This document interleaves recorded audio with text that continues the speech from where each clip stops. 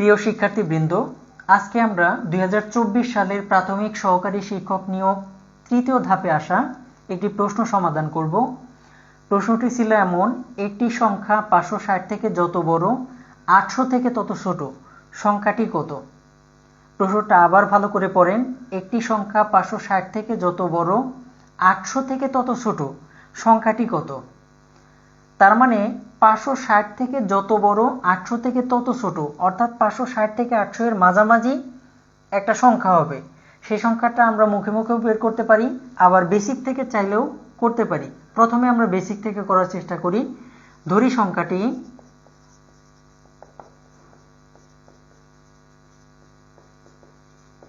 x। এইবার এই x এমন একটা সংখ্যা, এই x থেকে যদি 560 বিয়োগ করি তাহলে যা হবে, x তো 560 এবং 800 এর মাঝামাঝি কোনো একটা সংখ্যা, তাহলে x থেকে 560 বিয়োগ করলে যা হবে, আবার 800 থেকে যদি x টা বিয়োগ করি তাই হওয়ার কথা না? তাই তো হওয়ার কথা, কারণ খেয়াল করে দেখেন 560 থেকে অবশ্যই সেই সংখ্যাটা বড় হবে, আবার 800 থেকে সেটা ছোট হবে।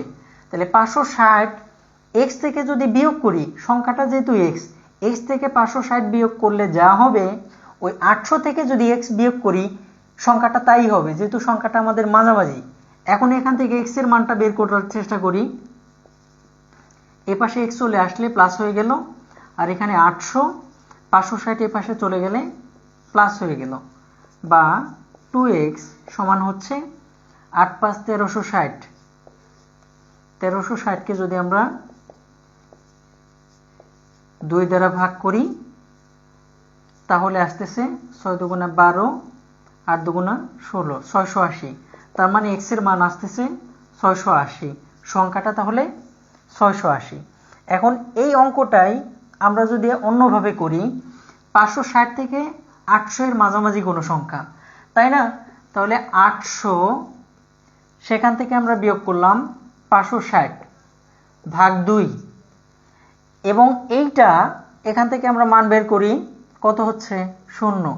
6 আছে করলে 10 হবে, 4 হলে হাতে আমার 1, 240 ডিভাইডেড বাই 2, 12 দুগুণা 24, 120, অর্থাৎ এখানে আমরা ভাগ করে পাইলাম 120। এখন আমরা কি করলাম? বড় সংখ্যা থেকে ছোট সংখ্যাটা বিয়োগ করলাম, তাকে 2 দ্বারা ভাগ করলাম। বড় সংখ্যা থেকে ছোট সংখ্যাটা বিয়োগ করে 2 দ্বারা ভাগ করে যে মান পাইলাম, চাইলে 560 এর সাথে এই সংখ্যাটা যোগ করে দিলেও পাবো, অথবা 800 থেকে 120 বিয়োগ করে দিলেও এই সংখ্যাটা পাবো। আমরা যে কোনোটা করতে পারি। তাহলে 560 এর সাথে আমরা যদি 120 যোগ করি তাহলে কত পাই? 0, 6 2 8, 5 আর 1 6, তাহলেও 680 পাচ্ছি। অথবা 800 থেকে যদি আমরা 120 বিয়োগ করি, 0 8 হাতে 1, 680, তাহলেও 680 পাচ্ছি। যে কোনোভাবে আমরা করতে পারবো। আশা করি অঙ্কটা বুঝতে পারছেন। সবাইকে ধন্যবাদ। আসসালামু আলাইকুম।